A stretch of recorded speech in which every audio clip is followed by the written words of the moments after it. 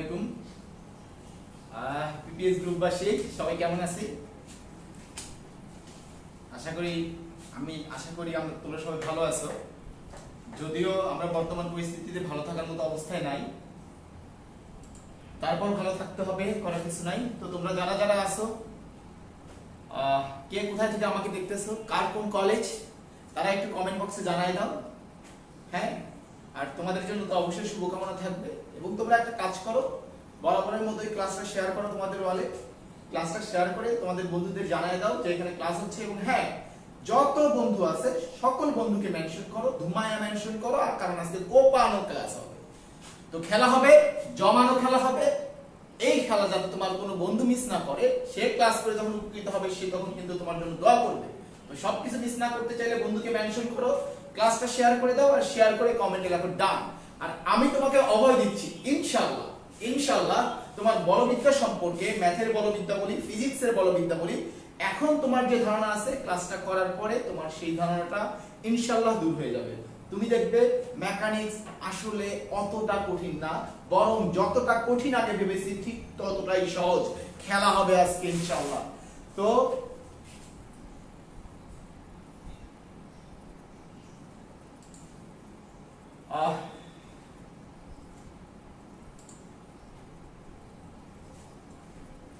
তো সবাই বেশি বেশি খুব দ্রুত বন্ধুদের মেনশন করো এবং ক্লাসটা শেয়ার করে কমেন্টে লেখো ডান সবাই। আর আজকে আমরা দেখব কিভাবে একটু ইজিলি চিন্তা করে, নরমালি চিন্তা করে, খুব বেশি সূত্র ব্যবহার না করে, টেনশন না করে কিভাবে বলবিদ্যার অঙ্কগুলো করা যায়। ওকে, তো সবাই আমার লক্ষ্মী ভাই বোনেরা, তোমাদেরকে জানো আমি তোমাদেরকে বরাবরের মতো অনেক বেশি ভালোবাসি, অনেক অনেক অনেক বেশি লাভ করি তোমাদের। তোমরা একটা কাজ করো, তোমরা সবাই ক্লাসটা শেয়ার করে দাও তোমাদের ওয়ালে, তাহলে কিন্তু তোমাদের বন্ধুরাও ক্লাসটা করে উপকৃত হতে পারবে। আর যারা নতুন জয়েন করতেছো তারা আমাকে একটু বলো যে হচ্ছে তোমরা কোথায় থেকে আমাকে দেখতেছো, কোন জায়গা থেকে দেখতেছো, আমার সাউন্ড সবকিছু ক্লিয়ার আছে কিনা। আর যাদের আজকে ফার্স্ট ক্লাস, তার মানে যাদের সাথে আমার এখনো মুখ দর্শন হয় না এই লাইভ ক্লাসে, তারা একটু বলো যে ভাইয়া আমার আজকে ফার্স্ট ক্লাস। এবং তোমরা অবশ্যই ক্লাস শেষে তোমাদের অনুভূতিটা জানিয়ে যাবে। তো দেখি আমাদের সাথে কারা কারা অলরেডি জয়েন করলো। আমাদের সাথে অলরেডি অনেকেই জয়েন করছে বরাবরের মতোই, এবং আমি বেশ কিছু পরিচিত মুখ দেখতে পাচ্ছি যাদেরকে আমি রেগুলার দেখি, এবং কিছু নতুন মুখও দেখতে পাচ্ছি। তো নতুন মুখ যাদের, তাদের সকলকে স্বাগতম। আর পুরাতন যারা আছে তারা তো বোঝই কি হইতে যাচ্ছে। তো খেলা হবে, আমরা এখনই ক্লাসটা শুরু করব ইনশাআল্লাহ। তো প্রত্যেককেই, আমার লক্ষ্মী ভাইয়া প্রত্যেককেই ক্লাসটা শেয়ার করো। আমি চাই যে এই সহজ জিনিসগুলো সর্বোচ্চ সংখ্যক মানুষের মধ্যে চলে যাক। প্রত্যেককেই ক্লাসটা শেয়ার করো, শেয়ার করে কমেন্টে লেখো ডান, শেয়ার করেছি। তাহলে আমরা আস্তে আস্তে ক্লাসে চলে যাব। আর আজকে আমরা যে জিনিসটাকে কোপায় ভাঁজ করব সেটা হচ্ছে বলবিদ্যা।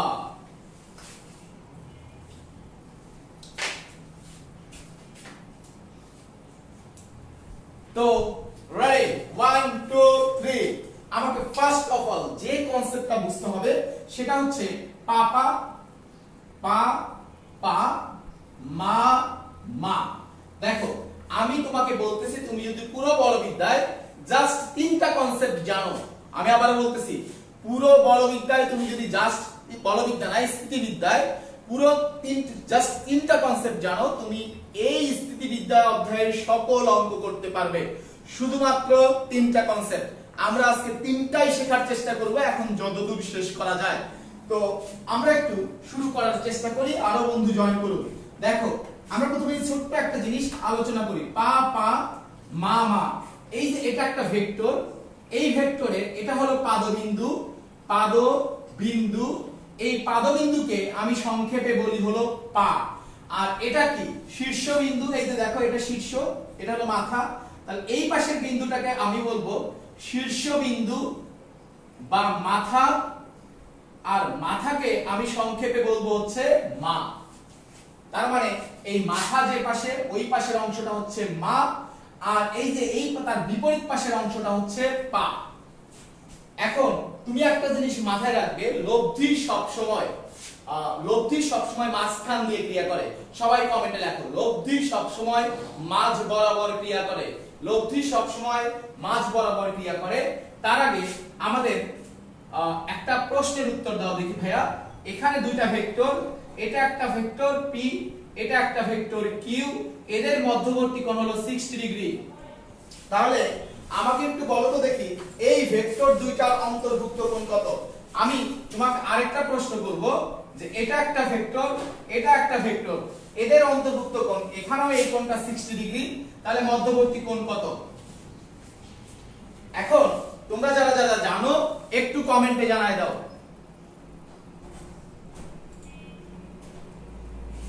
প্রথম 1 নম্বর ক্ষেত্রে অন্তর্ভুক্ত কোণ কত, 2 নম্বর ক্ষেত্রে অন্তর্ভুক্ত কোণ কত?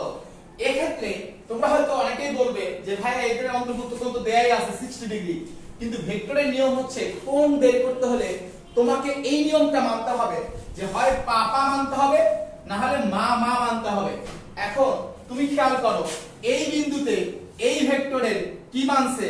মা, মাথা, আর এই ভেক্টরের কি? পাদবিন্দু, পা। তাহলে একটা মা একটা পা, একটা মা একটা পা হলে হবে না, হয় দুটি পা না হলে দুটি মা। এখন ভেক্টরে একটা জিনিস তুমি মনে রাখবে, মান ও দিক অপরিবর্তিত রেখে ভেক্টরকে স্থানান্তর করা যায়। কি বলছি বলো? মান ও দিক অপরিবর্তিত রেখে ভেক্টরকে স্থানান্তরিত করা যায়, ইন্টারচেঞ্জ করা যায়। তাহলে আমি এবার এই কিউ ভেক্টরটাকে ধরে এই পাশে নিয়ে আসবো। তাহলে আমি যদি ধরে এই পাশে নিয়ে আসি তাহলে এইটা হবে কিউ। তাহলে এটা যদি কিউ হয়ে যায়, এখন এই বিন্দুতে কি মিললো? পা। তাহলে এখন দেখো পা পা মিলে গেছে, তাহলে অন্তর্ভুক্ত কোণ হবে এইটা। এখন এই পুরো কোণ কত? 180। এইটুকু কত? 60। তাহলে 180 থেকে 60 বাদ দিলে কত হয়? 120। তার মানে এখানে p ভেক্টর এবং q ভেক্টরের মধ্যবর্তী কোণ হচ্ছে 120 ডিগ্রি। এবার আমরা এই জিনিসটা একটু বোঝার চেষ্টা করি। দেখো ভাইয়া এখানে কি মিলছে? এই বিন্দুতে এই ভেক্টরের কি মিললো? মা। আবার এই ভেক্টরের কি মিললো? মা। তাহলে এখানে মায়ের সাথে মা মিলছে। আমাদের লজিকটা কি? হয় পাপা হলেও হবে, মামা হলেও হবে। তার মানে এখানে যেটা দেয়া আছে সেটাই উত্তর। তাহলে অন্তর্ভুক্ত কোণ হচ্ছে 60 ডিগ্রি। যদি বুঝে ফেলো তাহলে লেখো ভাইয়া বুঝতে পারছি। Wow, great. আর যে সকল আমার প্রাণপ্রিয় ছোট ভাইয়া এবং ছোট বোন এই মুহূর্তে ক্লাসে জয়েন করছো, তোমরা প্লিজ ক্লাসটা শেয়ার করে দাও তোমাদের ওয়ালে। শেয়ার করে কমেন্টে লেখো ডান। যতই সময় যাবে মজাটা ততই বেশি হবে ইনশাআল্লাহ। এবার এই পাপা মামা দিয়ে আরো অনেক জটিল প্রবলেম সলভ করা যায়। তাহলে দেখো আমরা একটা সামান্তরিক আঁকার চেষ্টা করি। সামান্তরিক আঁকার চেষ্টা করব। এখন আমরা একটা সামান্তরিক আঁকবো। এইটা একটা দেখো, তাহলে এটা একটা ভেক্টর, এটার নাম দিলাম r, এটা হচ্ছে p, এটা হচ্ছে q, ঠিক আছে?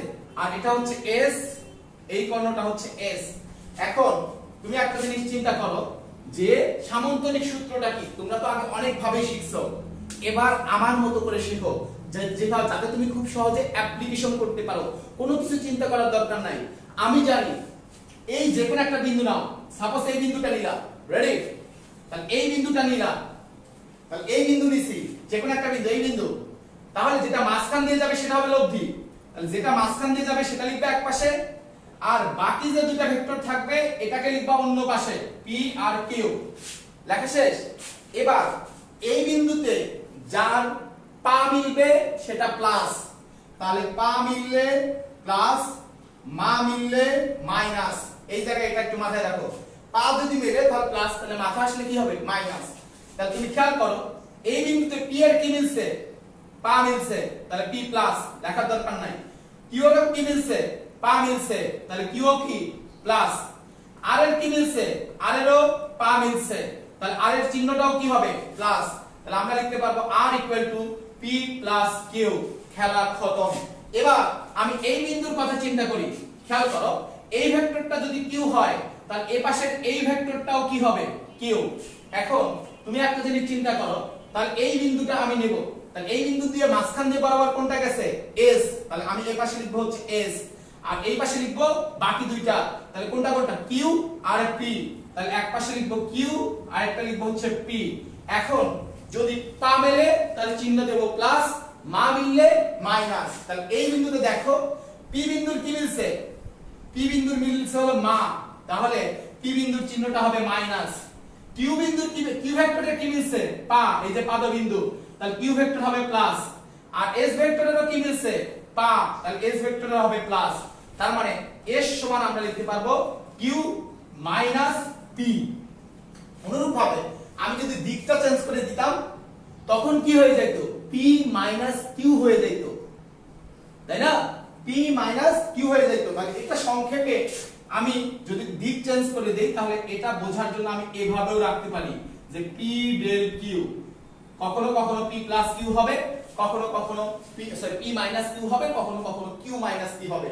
এই পর্যন্ত সবাই বুঝতে পারছো কিনা এটা আমাকে একটু কমেন্টে জানায় দাও, আর যদি বুঝতে পারো তাহলে লেখো উপায় দিছি।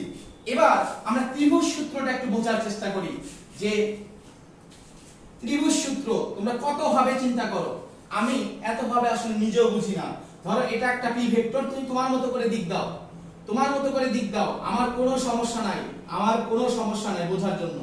তাহলে তুমি যে যে কাজটা করবা, ত্রিভুজ সূত্রটা হলো আগে সবগুলা ভেক্টর লিখবা, আগে এক পাশে সবগুলা ভেক্টর লিখবা, অপর পাশটা দিবা 0।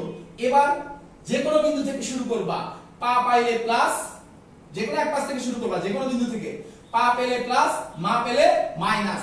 তাহলে সাপোজ আমি এই বিন্দু থেকে শুরু করলাম, কি পাইছি পি ভেক্টরের পাইছি পা, তাহলে পি হবে প্লাস।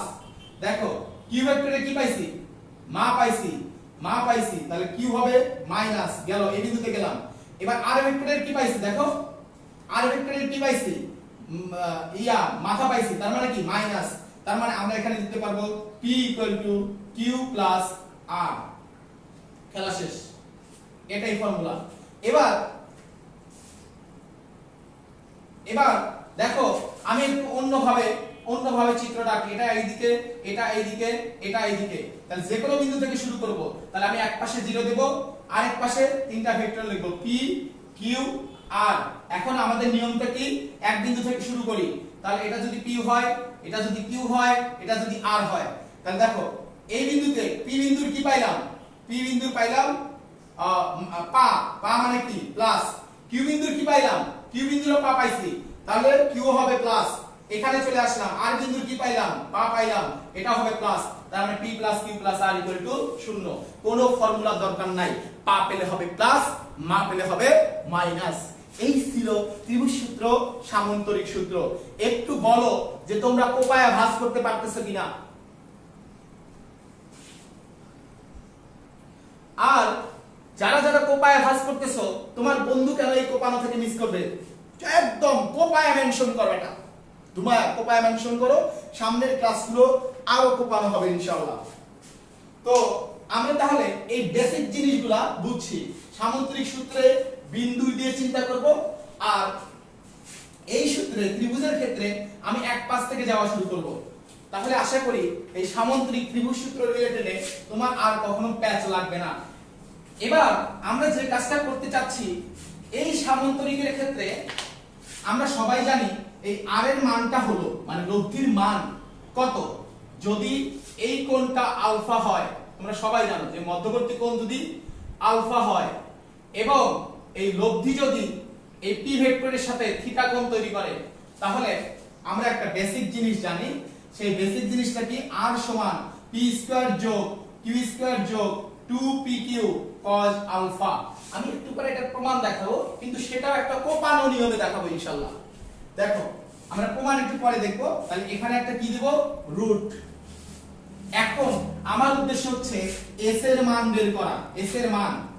এখন s সমান কি ছিল, p, দেখো q মাইনাস p, তার মানে এইটা সমান হচ্ছে q প্লাস মাইনাস p। তাহলে s টা কোন কোন ভেক্টরের লব্ধি, s টা হচ্ছে q ভেক্টর ও মাইনাস p ভেক্টরের লব্ধি। তাহলে q ভেক্টর তো ঠিকই আছে, এটা হচ্ছে p ভেক্টর, তাই না।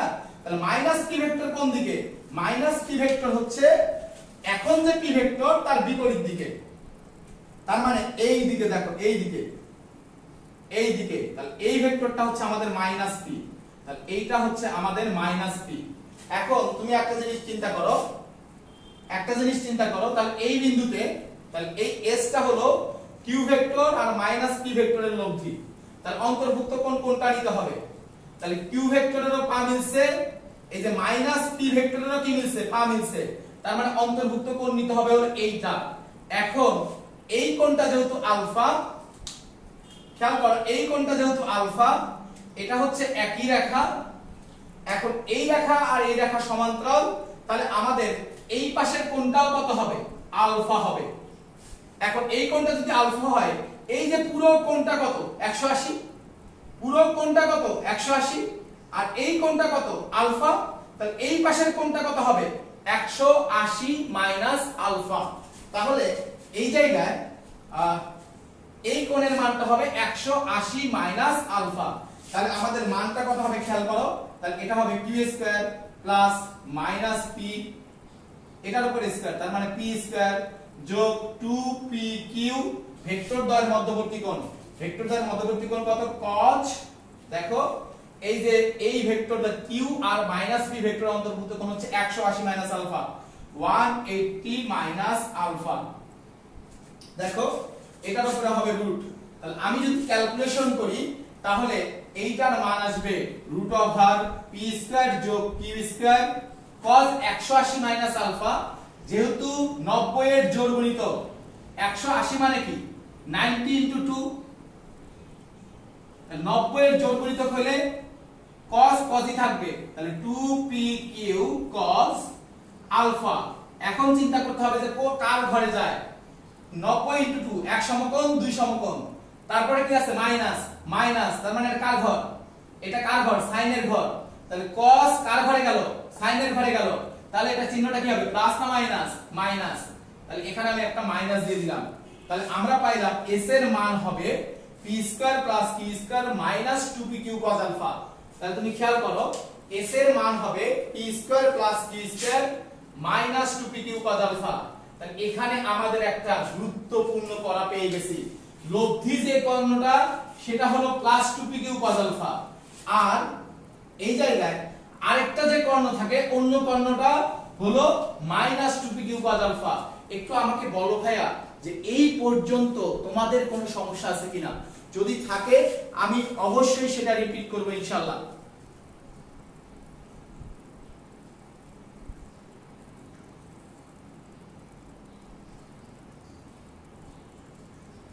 এই পর্যন্ত তোমাদের কোথাও কোনো প্রবলেম আছে কিনা? যদি প্রবলেম থাকে আমি অবশ্যই সেটা রিপিট করব। তাহলে আমরা দেখলাম লব্ধি যে কর্ণটা হয় সেটা হলো প্লাস 2pq cos আলফা, আর বাকি যে কর্ণটা আছে সেটা হচ্ছে মাইনাস 2pq cos আলফা। এইটুকু বুঝতে পারছো কিনা এটা আমাকে একটু জানাও। এখন এই tan থিটা বের করার, এই থিটাটা বের করার ফর্মুলাটা কি হবে? এই থিটা বের করার ফর্মুলাটা হবে tan থিটা সমান, একটা জিনিস মনে রাখবে, যার সাথে অ্যাঙ্গেল সে থাকবে সিঙ্গেল, তার মানে যার সাথে কোণ তৈরি করবে সে থাকবে একা। এখন এই যে এই থিটা কোণটা কার সাথে কোণ তৈরি করছে? p এর সাথে কোণ তৈরি করছে, তাহলে p থাকবে একা, তাহলে এই জায়গায় সাথে আমি দিয়ে দেব হচ্ছে q। এখন tan থিটা সমান কি? sin ডিভাইডেড বাই cos, তার মানে উপরে হলো sin আলফা, নিচে হলো cos আলফা। এটা হচ্ছে সূত্র মনে রাখার টেকনিক। দেখো tan থিটা সমান q sin alpha divided by p plus q cos alpha. কিভাবে মনে রাখবা আমি আবার দেখাই দিচ্ছি। যার সাথে অ্যাঙ্গেল সে থাকবে সিঙ্গেল, তাহলে অ্যাঙ্গেল কার সাথে? থিটা কোণ কার সাথে? p এর সাথে, তাহলে p হলো সিঙ্গেল, তাহলে q কিন্তু একা থাকতে পারবে না, তাহলে q এর সাথে কি থাকবে? tan মানে কি? sin ডিভাইডেড বাই cos, তাহলে এখানে sin alpha divided by cos alpha. তো এগুলা বেসিক পড়াশোনা, এখন থেকে আমাদের কোপানো শুরু হয়ে যাবে ইনশাআল্লাহ।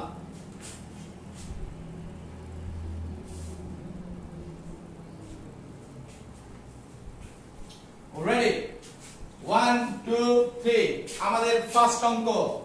এখন তুমি দেখবে যে মেকানিক্সের এই ভাবগুলো আস্তে আস্তে কই চলে যায়। আমি ফার্স্ট অঙ্ক দেব যে ধরো দুইটা ভেক্টর, একটা হচ্ছে এই দিকে 3 মিটার পার সেকেন্ড বেগে এক বালক যাত্রা শুরু করলো, ধরো এটা উত্তর দিকে যাত্রা শুরু করলো। আরেকজন তার সাথে 120 ডিগ্রি কোণে 4 মিটার পার সেকেন্ড বেগে যাত্রা শুরু করলো। এটা খুব বইয়ে খুব কমন অঙ্ক, ফিজিক্সেও আছে ম্যাথেও আছে, খুব কমন যে একজন যাচ্ছে 3 মিটার পার সেকেন্ড বেগে, আরেকজন যাচ্ছে 4 মিটার পার সেকেন্ড বেগে। তাহলে 1 নম্বর কোশ্চেন হলো যে 4 সেকেন্ড পর তাদের মধ্যবর্তী দূরত্ব।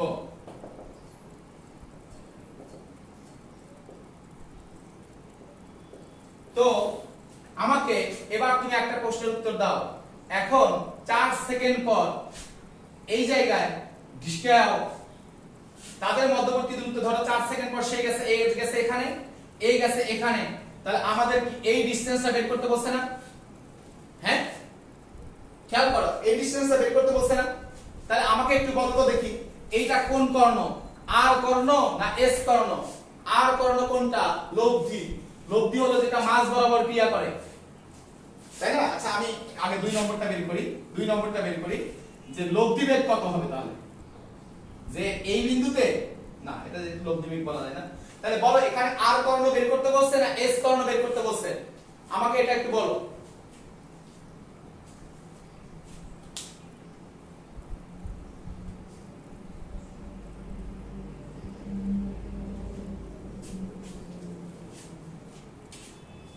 তাহলে আমাকে যদি 4 সেকেন্ড পর দূরত্ব বের করতে বলছে 4 মিটার পার সেকেন্ড, তার মানে 1 সেকেন্ডে 4 মিটার যায়, তাহলে 4 সেকেন্ডে যাবে কয় মিটার?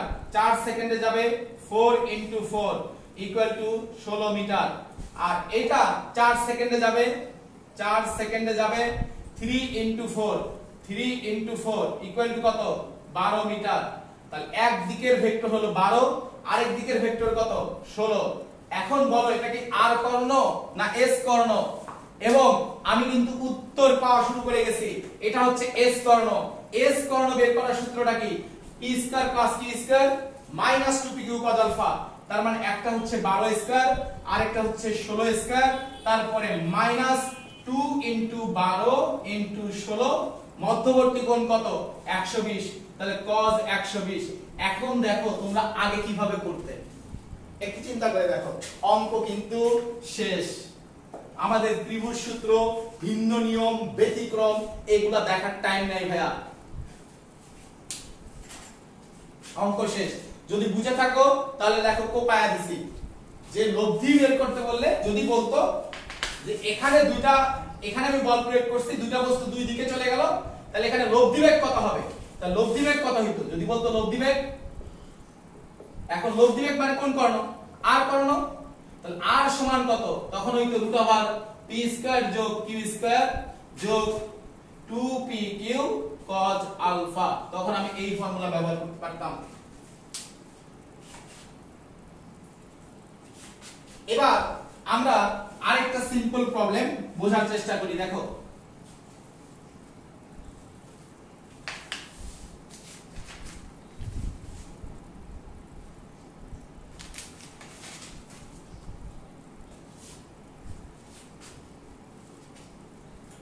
এবার আমি বলছিলাম যে আমি এই সূত্রটার প্রমাণ দেখাবো, তাহলে এই সূত্রে আমি একটু প্রমাণ দেখাতে চাই। তাহলে প্রমাণটা কি? r = p + q। এই যে আমরা যে এই সূত্রটা বের করলাম, এটা আমরা একটু ডিফারেন্ট নিয়মে প্রমাণ দেখি, তাহলে আমরা আরো কিছু মজার জিনিস ফিল করতে পারবো সাথে সাথে। দেখো ভাইয়া, তাহলে আমি কি করলাম? r · r, তাহলে এটা সমান কি হবে? p + q। তাহলে এটা যেহেতু এইটা ডট এইটা, তাহলে এটাও কি হবে? Dot p + q। একটু ডিফারেন্ট নিয়মে প্রমাণ করা শিখি। তাহলে r · r, তাহলে এটা হবে a b, তাহলে r আর r², তারপর cos r আর r এর মধ্যবর্তী কোণ কত ডিগ্রি? এটাও r এটাও r, মধ্যবর্তী কোণ কত ডিগ্রি? 0, মানে একই ভেক্টরের মধ্যবর্তী কোণ 0 ডিগ্রি। তাহলে cos 0 যোগ সমান, দেখো এটা কি হবে তাহলে? p · p যোগ তারপরটা কি হবে? p · q যোগ q · p যোগ এরপরটা কি? q · q। তাহলে তুমি একটা জিনিস চিন্তা করো, তাহলে এটা কি হবে? আর স্কয়ার cos 0 cos 0 এর মান কত 1 তাহলে আর স্কয়ার সমান p ডট t তার মানে হচ্ছে এটা হবে p স্কয়ার দেখো r ডট r মানে যদি r স্কয়ার হয় তাহলে p ডট p মানে p স্কয়ার হবে q ডট q এর মান হবে q স্কয়ার যোগ এখন এটা তো স্কেলার রাশি ডট গুণফল স্কেলার রাশি p ডট q যা q ডট p ও তা তার মানে 2p ডট q তাহলে r স্কয়ার এর মান হবে p স্কয়ার যোগ q স্কয়ার যোগ এখন দেখো 2p ডট q মানে কি এই জায়গায় 2p ডট q এটার মানে কি যে pq এবং p ও q এর মধ্যবর্তী কোণ তাহলে এটা হলো p স্কয়ার যোগ q স্কয়ার যোগ 2pq cos তাদের মধ্যবর্তী কোণ কত ছিল p ভেক্টর আর q ভেক্টরের আলফা তাহলে এইটাই ছিল আমাদের ফর্মুলা এবং তাহলে r এর মানটা কত হবে r এর মানটা হবে এইখানে রুট এখন এইভাবে প্রমাণ করায় আমাদের সুবিধাটা কোথায়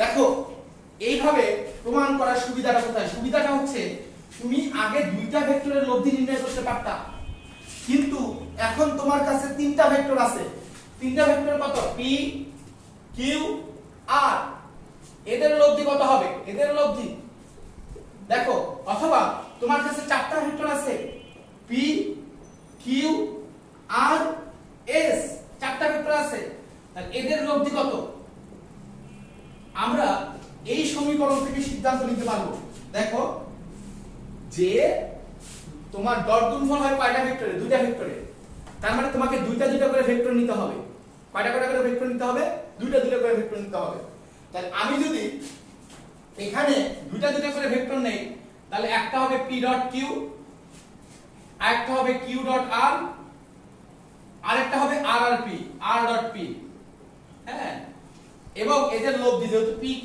r আছে এদের লব্ধি আমরা ধরলাম s তাহলে দেখো এই যাদের ডট গুণফল হয় তার সামনে বসে হলো 2 তার মানে এদের প্রত্যেককের সামনে 2 বসবে মাঝখানে যোগ চিহ্ন দাও মাঝখানে যোগ চিহ্ন আর এই পাশে কোনগুলা থাকবে এই পাশে থাকবে হচ্ছে বাকি ভেক্টরগুলোর স্কয়ার দেখো বাকি ভেক্টরগুলোর স্কয়ার তাহলে এখানে ভেক্টরগুলো কোনটা কোনটা p স্কয়ার যোগ q স্কয়ার যোগ r স্কয়ার তার মানে এটা s স্কয়ার এর মান তাহলে s এর মান কত হবে √p স্কয়ার যোগ q স্কয়ার যোগ r স্কয়ার যোগ দেখো 2p ডট q মানে কি 2pq p ও q এর cos p ও q এর মধ্যবর্তী কোণ তাহলে সেটা আলফা যোগ 2q ডট r মানে কি 2qr cos কার মধ্যবর্তী কোণ q আর r এর মধ্যবর্তী কোণ এটা ধরলাম বিটা আর যোগ 2r ডট p তার মানে 2rp cos গামা তাহলে এখন তুমি বলো এইটার ক্ষেত্রে লব্ধি যদি w হয় তাহলে কি তুমি লিখতে পারবে না তাহলে আমি প্রথমে কি লিখব p স্কয়ার যোগ q স্কয়ার যোগ r স্কয়ার যোগ s স্কয়ার তাহলে এরপরে কি দুইটা দুইটা করে যতবার লেখা যায় হ্যাঁ এটা আশা করি তোমরা পারবা তাহলে দুইটা দুইটা করে লিখলে p ডট q এরপরে qr হ্যাঁ এভাবে তোমাদের করে দেখাইতে হবে আই হোপ এটা তুমি পারবা আমি এটা নিয়ে আর কথা বলতেছি না আমাদের তিনটা পর্যন্ত শিখলেই হবে তোমরা এখন বলো যে এই টপিকটা তোমরা ক্লিয়ারলি বুঝতে পারছো কিনা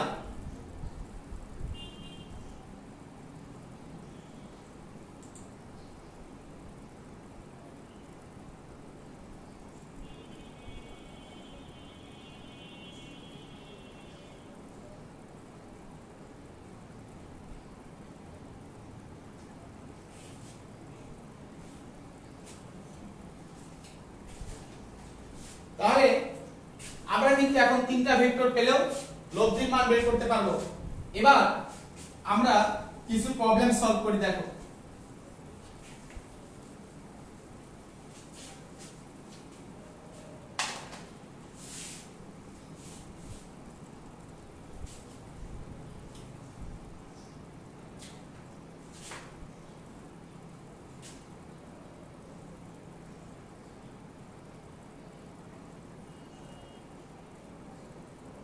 খেয়াল করো এখানে তোমার তিনটা ভেক্টর আছে একটা ভেক্টর হলো 3 একক, আরেকটা ভেক্টর হলো 5 একক, আরেকটা ভেক্টর হলো 7 একক।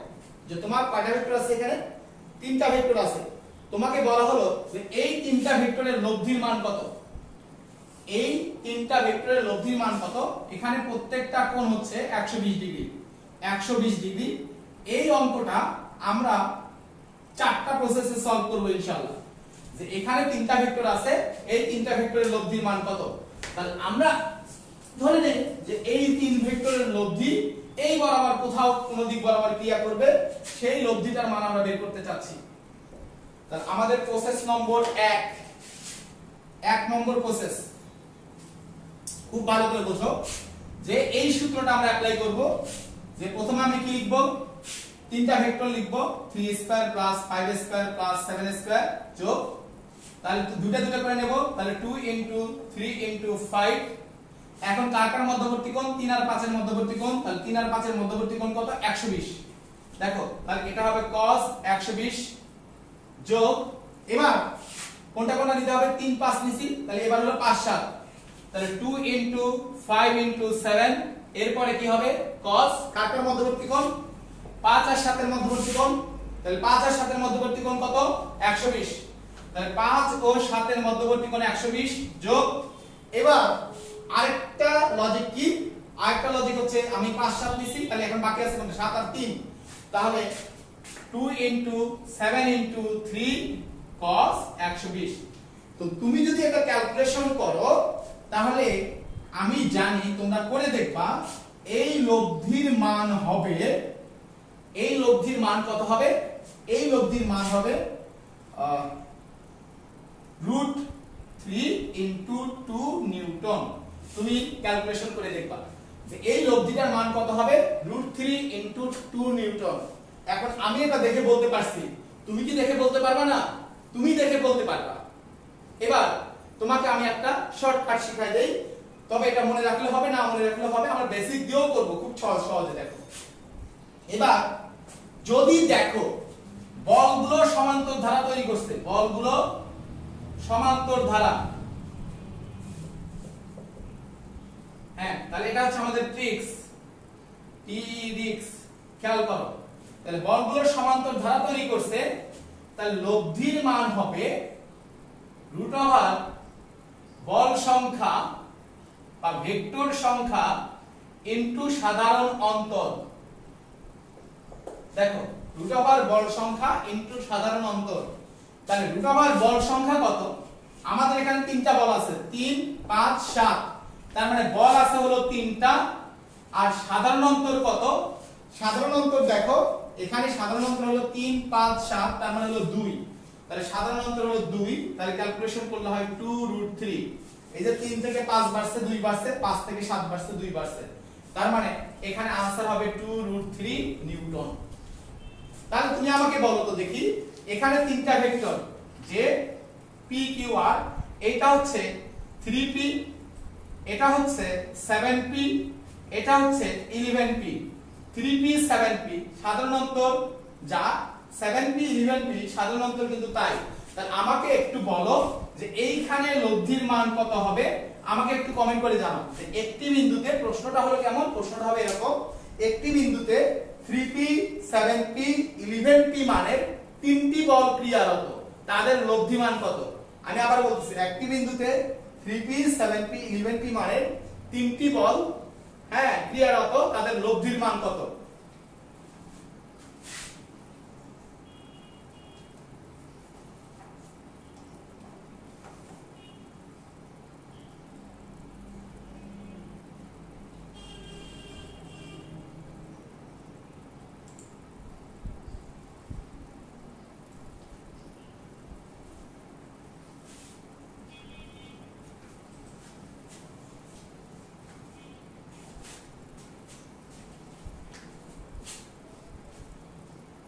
তবে এই জায়গায় আমরা আরেকটা খুব সুন্দর বেসিক প্রসেস শিখবো এখন। দেখো এই জায়গায় তুমি সবসময় মনে রাখবে, যে মাথায় রাখতে হবে সমান মানের বল সমান কোণ তৈরি করলে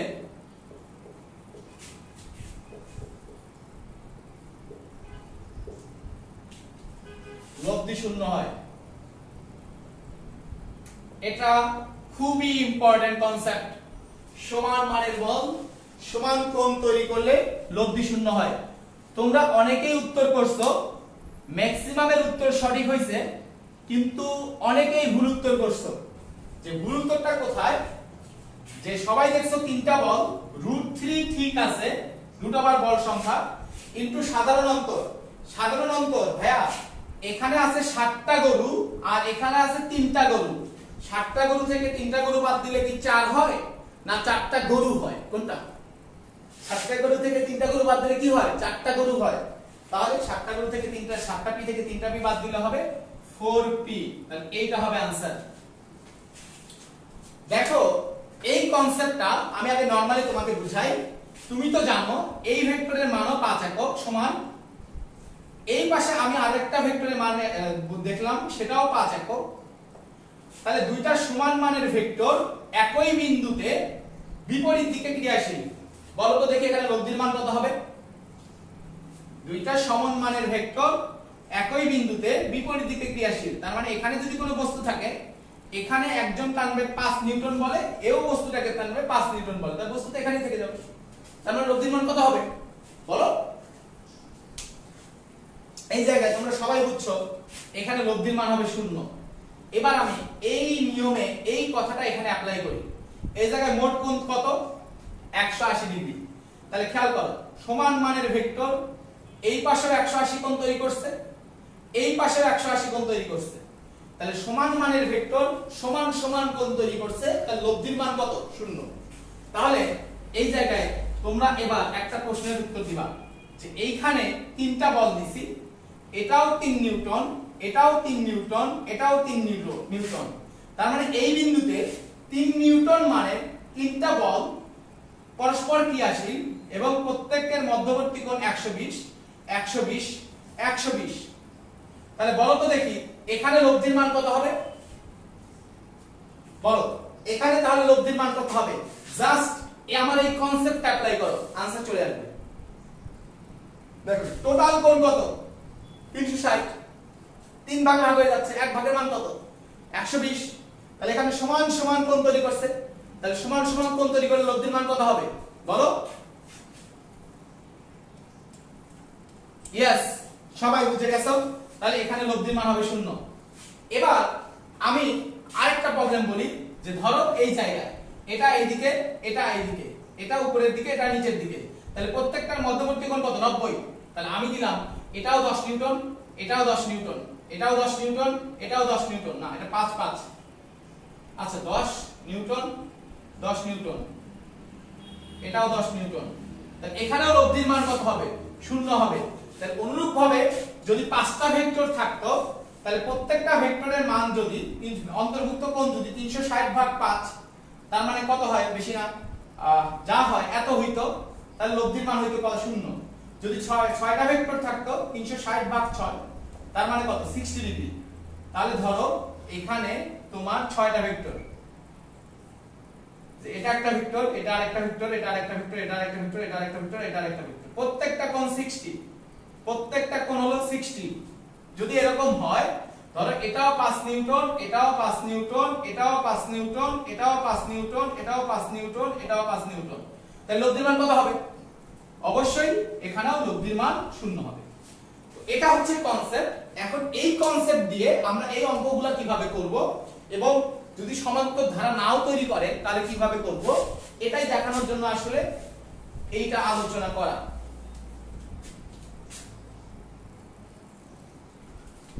দেখো ভাইয়া, এটা একটু আমরা বোঝার চেষ্টা করি। তো আমাদের এখানে প্রশ্নটা ছিল, এটা ছিল হলো 3, এটা ছিল হলো 5, এটা ছিল হলো 7। তো মধ্যবর্তী কোণ যদি সমান সমান 120, তাহলে আমরা কি লিখতে পারবো? আমরা সহজভাবে চিন্তা করি। 1 নম্বর হলো লজিক যদি বলি, এইগুলোর মধ্যে সবচেয়ে ছোট কোনটা? সবচেয়ে ছোট কোনটা? 3। তাহলে সবগুলা থেকে 3 বাদ দিবা। তা 3 বাদ দিলে এটা কত হয়ে যাবে? 0। এটা কত হয়ে যাবে? 5 বিয়োগ 3। আর এটা কত হয়ে যাবে? 7 বিয়োগ 3। তার মানে আসলে এই বিন্দুতে কয়টা ভেক্টর ক্রিয়া করতেছে? বেসিক্যালি দুইটা, এটা একটা, এটা একটা। এটার মান হচ্ছে 2 আর এটার মান হচ্ছে 4। তাহলে এবং মধ্যবর্তী কোণ কত ডিগ্রি 120 ডিগ্রি। তো তাহলে এখন লব্ধির মান কত হবে? এখন লব্ধির মান হবে 2 স্কয়ার যোগ 4 স্কয়ার যোগ 2 ইনটু 2 ইনটু 4 cos 120। ক্যালকুলেশন করে দেখো এটাও আসবে 2√3। এটা সিম্পল। তাহলে এখন কিন্তু তুমি সহজেই যে কোনো ভেক্টরের লব্ধির মান তুমি বের করতে পারবা। যে ধরো এটা 10 নিউটন, এটা 12 নিউটন, এটা 15, এটা হচ্ছে 11 নিউটন। তাহলে এখানে লব্ধির মান কত হবে? সবচেয়ে ছোট কোনটা? সবচেয়ে ছোট হলো 10। তাহলে 10 কে তুমি সব জায়গা থেকে বাদ দিবা। 10 কে যদি বাদ দাও তাহলে এখানে 12 বিয়োগ 10, এখানে 11 বিয়োগ 10, তাহলে এটা কত থাকতেছে? এটা হচ্ছে তোমার 2, এটা হচ্ছে তোমার 1। মধ্যবর্তী কোণ কত? 120। এটা কিন্তু মধ্যবর্তী কোণ সমান হলেই প্রযোজ্য, না হলে প্রযোজ্য না। তাহলে आंसर হবে 2 স্কয়ার প্লাস 1 স্কয়ার যোগ 2 ইনটু 2 ইনটু 1 cos 120 ডিগ্রি। এটাই আমাদের উত্তর। একটু আমাকে বলো যে তোমরা বুঝতে পারছো কিনা ভাইয়া?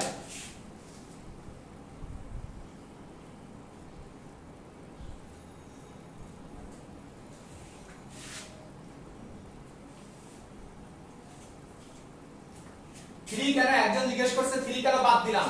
তা দেখো এই ভেক্টরটাকে আমি যদি এইভাবে লিখি তাহলে কি কোনো সমস্যা হবে? এটাও 3, এটাও 3, এটাও 3 যোগ পরেরটা দেখো এটা 3 তো আমি দিয়েই দিছি।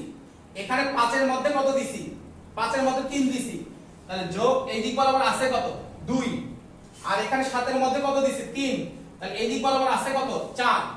এখন খেয়াল করো, এই পাশের মানটা কত? এই পাশের মানটা হলো 0। আর তাহলে শুধুমাত্র বাকি থাকতেছে কোনটা? 2 আর 4।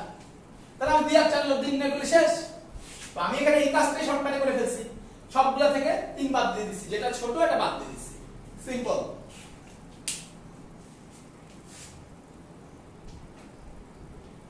আশা করি কেন বাদ দিছি এটা आंसर পেয়ে গেছো নাদিয়া।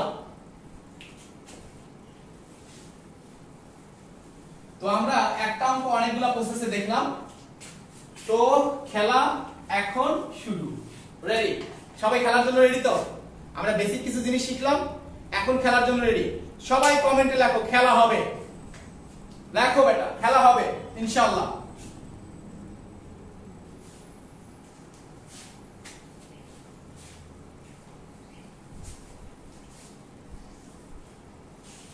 শোনো এই কনসেপ্ট এখানে একটা লজিক মনে রাখবা।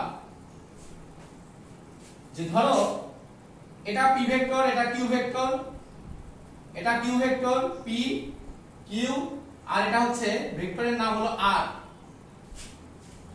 তো সব সময় এটা সত্য, সাম্যাবস্থা তৈরি করলেও সত্য, না তৈরি করলেও সত্য। আমি কি বলতেছি? সাম্যাবস্থা তৈরি করলেও সত্য, না তৈরি করলেও সত্য। যে লজিকটা কি? p ডিভাইডেড বাই sin, সব সময় sin, q divided by sin। আরেকটা ভেক্টর কি? r divided by sin। দেখো p ডিভাইডেড বাই sin, এখানে p ছাড়া বাকি কোনটা কোনটা আছে? q ও r। q ডিভাইডেড বাই এখানে q ছাড়া বাকি কোনটা কোনটা আছে? p ও r। r ডিভাইডেড বাই বাকি কোনটা কোনটা আছে? কোনটা কোনটা আছে বলো? p ও q। এখন এই কোনটা আমরা ধরলাম আলফা, এই কোনটা আমরা ধরলাম হলো বিটা।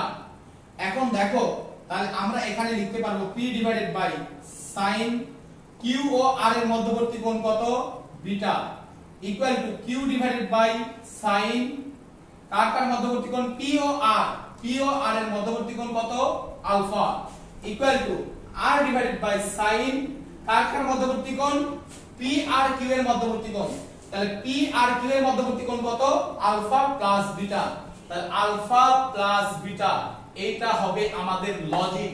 তাহলে এই লজিক, সিম্পল একটা লজিক দিয়ে দেখবা তোমার অঙ্কের বলবিদ্যার কত বড় বড় অঙ্কগুলা এক লাইনে সলভ করে ফেলি আমরা। তো আমাদের লজিকটা কি? সাম্যাবস্থায় থাকলেও হবে, না থাকলেও হবে। যে লজিকটা হচ্ছে আমাদের এই জায়গায় p divided by sin sin sin, তাহলে p ডিভাইডেড বাই অন্য দুইটার মধ্যবর্তী কোণ, q ডিভাইডেড বাই বাকি দুইটার মধ্যবর্তী কোণ, r ডিভাইডেড বাই বাকি দুইটার মধ্যবর্তী কোণ। তো আমরা প্রথমেই একটা বুয়েট ভর্তি পরীক্ষায় আসা প্রশ্ন সলভ করব। বুয়েট, তাহলে আমাদের কি কি লাগবে? দুইটা ভেক্টর লাগবে, এবং তাদের লব্ধি লাগবে, দুইটা ভেক্টর লাগবে এবং তাদের লব্ধি লাগবে।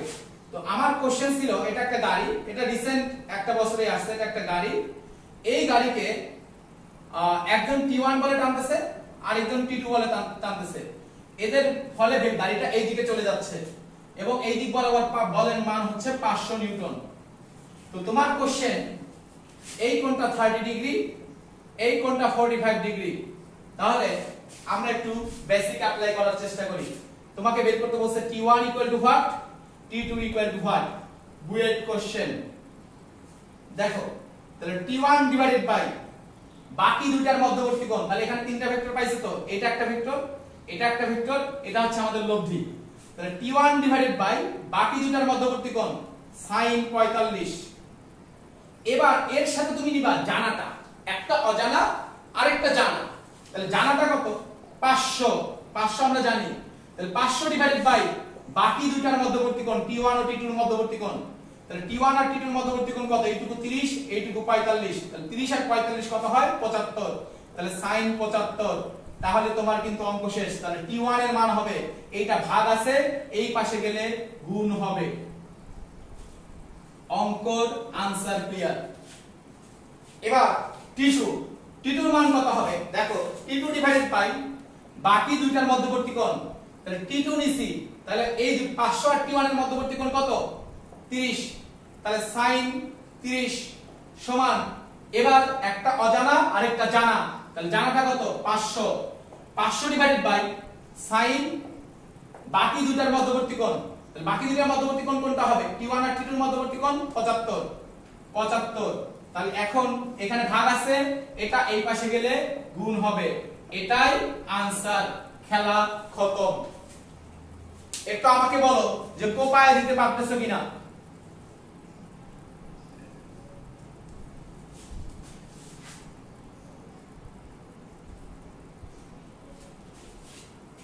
এবার আমরা বুয়েট ভর্তি পরীক্ষায় আসা অন্য আরেকটা প্রবলেম সলভ করব। এটাও বুয়েটের প্রশ্ন।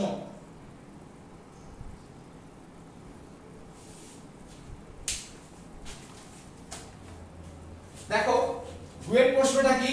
ধরো একটা রশির সাথে আমি W কেজি ওজনের একটা বস্তু ঝুলাই দিছি, বেঁধে ঝুলাই দিছি, ফলে রশিটা সোজা না থেকে এরকম হয়ে গেছে, বুঝিও। এখন এই যখন ঝুলে গেছে তখন একদম মাঝ বরাবর অক্ষের সাথে, মানে এই যে লম্ব বরাবর যে অক্ষ, ওজনের বিপরীত দিকে যে অক্ষ, এইটার সাথে এইটার তৈরি করছে হচ্ছে ধরো 30 ডিগ্রি কোণ, এটা তৈরি করছে 45 ডিগ্রি কোণ। এটা দৃঢ়ভাবে আটকানো একটা জায়গা। তাহলে তোমার বলছে তাহলে এই রশির টান হলো T1, এই রশির টান হচ্ছে T2। দেখো এটা যেহেতু নিচের দিকে যাবে, তাহলে এটা যেহেতু আটকানো, তাহলে এই রশিটা এই দিকে আর এই দিকে টান খাবে। তোমাকে বের করতে বলছে T1 আর T2 এর মান কত। এই ওজনটা হলো 60 কেজি। টান, টান মানে কিন্তু বল। তাহলে কি কেজি নিলে হবে না ওজন নিতে হবে? ওজন নিতে হবে কিন্তু। তাহলে আমরা অঙ্কটা সলভ করি। দেখো যেহেতু এটা ভারসাম্য অবস্থায় আছে, এই দুটো ভেক্টরের লব্ধি কোন দিকে ক্রিয়া করে? এই দুটো ভেক্টরের লব্ধি অবশ্যই মাঝ দিয়ে ক্রিয়া করে। তাহলে T1 আর T2 এর লব্ধি এইটা হচ্ছে আমাদের r, বুঝিও। এখন যেহেতু ভারসাম্য অবস্থায় আছে, তার মানে এখানে নিট বল কত? 0। তার মানে অবশ্যই r এর বিপরীতে r এর সমান মানের আরেকটা বল থাকা লাগবে।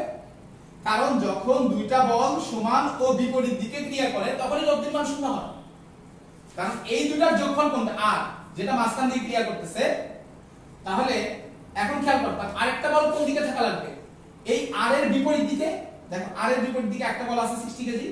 তাহলে এইটা আর এইটার মান কি হওয়া লাগবে? সমান হওয়া লাগবে। তাহলে এটার মান কত? তাহলে 60 কেজি ওজন, 60 কেজি ওজন। তার মানে হলো 60 ইনটু 9.8। ওকে, এখন তাহলে আমরা একদম সিম্পল সূত্রটা অ্যাপ্লাই করি। তাহলে T1 ডিভাইডেড বাই, তাহলে এখানে ভেক্টর কোনটা কোনটা? একটা T1 আর একটা r আর একটা হলো T2। তাহলে T1 ডিভাইডেড বাই sin, আর একটা হচ্ছে r ডিভাইডেড বাই sin। তাহলে T1 ডিভাইডেড বাই কার মধ্যবর্তী কোণ? r আর T2 এর মধ্যবর্তী কোণ 30 ডিগ্রি। তাহলে sin 30। আর r এর মান কত? ওজনের সমান 60 কেজি ওয়েট। তাহলে 60 ইনটু 9.8 ডিভাইডেড বাই sin কার মধ্যবর্তী কোণ, এখানে যেহেতু তুমি r নিছো তাহলে বাকি দুটো t1 আর t2 এর মধ্যবর্তী কোণ, t1 আর t2 এর মধ্যবর্তী কোণ কত হবে 30 আর 45 75, তাহলে sin 75।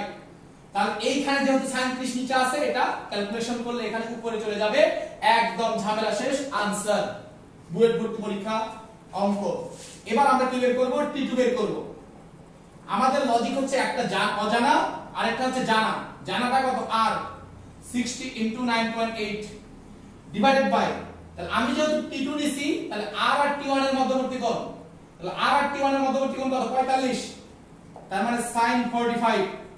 এইটা সমান কি হবে, এইটা সমান হবে 60 * 9.8, তাহলে r ডিভাইডেড বাই বাকি দুটোর মধ্যবর্তী কোণ, তার মানে t1 আর t2 এর মধ্যবর্তী কোণ, t1 আর t2 এর মধ্যবর্তী কোণ কত 30 + 45 sin 75। ক্যালকুলেশন করলে কিন্তু t2 ও পাওয়া যাবে। আমরা বুয়েট ভর্তি পরীক্ষার আরেকটা প্রবলেম সলভ করে ফেললাম। যদি বুঝে ফেলো কেমন লাগলো একটু আমাকে জানাও। নো লামি, এত কিছু দেখার দরকার নেই, আমি বড় বিদ্যার কোনো সূত্র পারি না, শুধু কিছু বেসিক জিনিস জানো। এই বেসিক জিনিসগুলো দিয়ে দেখো তুমি কিভাবে লজিক্যালি চিন্তা ভাবনা করা ছাড়া অঙ্ক করা যায়। ফিল দ্যাট, একটু বোঝার চেষ্টা করো।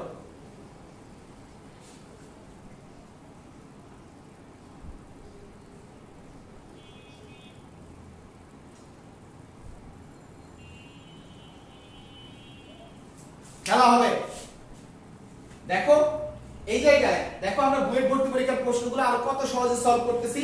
আমরা আরেকটা জটিল প্রবলেম সলভ করব, কিন্তু কোনো প্রকার টেনশন ছাড়াই। ধরো একদম দুশ্চিন্তা ছাড়া, এটা একটা আনুভূমিক ভাবে রাখার তল, এটা তোমাদের বইয়ের অঙ্ক, এটা একটা, এবং বইয়ে দেখবা যে ইয়া বড় করে সমাধান করে দেয়া আছে, কিন্তু আমরা এক লাইনে সলভ করব। এটা একটা, এই কোণটা আলফা কোণ তৈরি করছে, কিতাবুদ্দিনের বইও আছে, এসিউ আমাদের বই আছে, সব বই আছে, এবং বুয়েট ভর্তি পরীক্ষায় আসছিল একটা আলফা কোণ আর একটা বিটা কোণ। এখন তুমি এই জায়গায় কি করছো, এখানে তুমি একটা বল রাখছো, সাপোজ এখানে তুমি একটা বল রাখছো, তাহলে বল যদি থাকে, আমাদের এটা আরেকটু সহজ সুন্দর করে আঁকি তোমাদের জন্য সুবিধা হবে। তো দেখো যে এইটা, এখানে আমি একটা বল রাখছি, আকার হাত খুবই খারাপ, তোমরা কিছু মনে করো না। তাহলে এই যে বল রাখছি, এই তক্তাটা এই পাশে আলফা কোণ তৈরি করছে, এই পাশে বিটা কোণ তৈরি করছে। তাহলে আমাদের দরকার হচ্ছে দুইটা ভেক্টর তৈরি করা এবং লব্ধি তৈরি করা। তাহলে এই বল যখন এটা থাকবে, তাহলে বল তো এই কাঠের গায়ে বল প্রয়োগ করবে, তাহলে কাঠ কি বসে থাকবে, কাঠ প্রতিক্রিয়া বল দেবে। একটা লাইন লিখে নাও, প্রতিক্রিয়া বল সব সময় তলের উপর লম্ব বরাবর হয়, খাতায় লেখো, প্রতিক্রিয়া বল সব সময় তলের উপর লম্ব বরাবর হয়। লেখো, প্রতিক্রিয়া বল সব সময় তলের উপর লম্ব বরাবর হয়, প্রতিক্রিয়া বল সব সময় তলের উপর লম্ব বরাবর হয়। তাহলে এই কাঠটাকে কোন দিকে ঠেলে দেবে, লম্ব বরাবর ঠেলে দেবে। তাহলে এই প্রতিক্রিয়া বলের মান হচ্ছে r1। তাহলে এই কাঠ বলকে কোন দিকে, প্রতিক্রিয়া বল দেবে ঠেলে দেবে কোন দিকে, লম্ব বরাবর উপরের দিকে। তাহলে এই প্রতিক্রিয়া বলটা হচ্ছে r2। তো তোমার প্রশ্ন বলছে r1 এর মান কত, r2 এর মান কত, সিম্পল। তো আমি এখন কি করব, একটু কাজ করে নেব, এই কোণটা একটা পিছনের দিকে বাড়াবো, এটা একটা পিছনের দিকে বাড়াই দেব। তাহলে খেয়াল করো, দেখো কি ঘটনা ঘটে। দেখো ভাইয়া, এই কোণটা হচ্ছে আলফা, তাহলে এটা যেহেতু 90, তাহলে এটাও কত 90, এটাও 90, তাহলে এই কোণটা কত হবে দেখো তো দেখি, এটা আলফা, এটা 90 ডিগ্রি, তাহলে এটা হবে 90 মাইনাস আলফা, বুঝিও। এবার এটা যেহেতু বিটা, এইটা 90 ডিগ্রি, তাহলে এইটা কত হবে, তাহলে এই কোণটা হবে 90 মাইনাস বিটা। এবার আমরা একটা কাজ করব, তাহলে ওজন ক্রিয়া করবে এই বিন্দুতে, এদের ভিতরে সংযোগ রেখার মধ্যবিন্দু, এবং ওজন কোন দিকে ক্রিয়া করবে, অবশ্যই নিচের দিকে ক্রিয়া করবে, খাড়া নিচের দিকে, ওজন খাড়া নিচের দিকে ক্রিয়া করবে। তাহলে এটা হচ্ছে আমাদের ওজন, হ্যাঁ এটা হচ্ছে আমাদের ওজন। এখন বলটা এই জায়গায় কোন অবস্থায় আছে, ভারসাম্য অবস্থায় আছে, আর আমার এখানে বল কোনটা কোনটা, r1 আর r2। তাহলে r1 ও r2 লব্ধি কোন দিক বরাবর ক্রিয়া করবে, তাহলে r1 ও r2 এর লব্ধি মাঝ বরাবর ক্রিয়া করবে। হ্যাঁ আমি মাঝ বরাবর এই দিকেও দিতে পারতাম, এই দিকেও দিতে পারতাম, আমি কেন সোজা দিলাম একটু আলোচনা করি। এখানে বলটা কি নাচানাচি করতেছে না ভারসাম্য অবস্থায় আছে? ভারসাম্য অবস্থায় আছে। তাহলে ভারসাম্য অবস্থায় থাকতে গেলে ওই বিন্দুতে সমান ও বিপরীত মানের দুইটা বল থাকা লাগবে। তাহলে এই বলটা যেহেতু এই দিকে একটা ওজন ক্রিয়া করতেছে আর যেহেতু ভারসাম্য অবস্থায় আছে, তার লব্ধিটা থাকতে হবে এর সমান মানে, তার মানে এর মান হচ্ছে W, তার মানে আমাদের এই লব্ধির মানটা হওয়া লাগবে W, এবং এটা যেদিকে এইটা ঠিক তার বিপরীত দিকে, এই কারণে আমি সোজা দিছি। ওকে, তাহলে দেখো তুমি তিনটা ভেক্টর পাইছো কিনা। এটা একটা ভেক্টর, এটা আরেকটা ভেক্টর, আর এইটা হলো লব্ধি যার মান হলো W। আমার তিনটা ভেক্টর পাওয়া শেষ। তাহলে খেলে দিতে আর কোনো সমস্যা নাই। এটা একটা ভেক্টর, এটা আরেকটা ভেক্টর, এইটা হলো অন্য একটা ভেক্টর যেটা হলো W। তাহলে এখন আমি এই কোণ আর এই কোণ বের করব।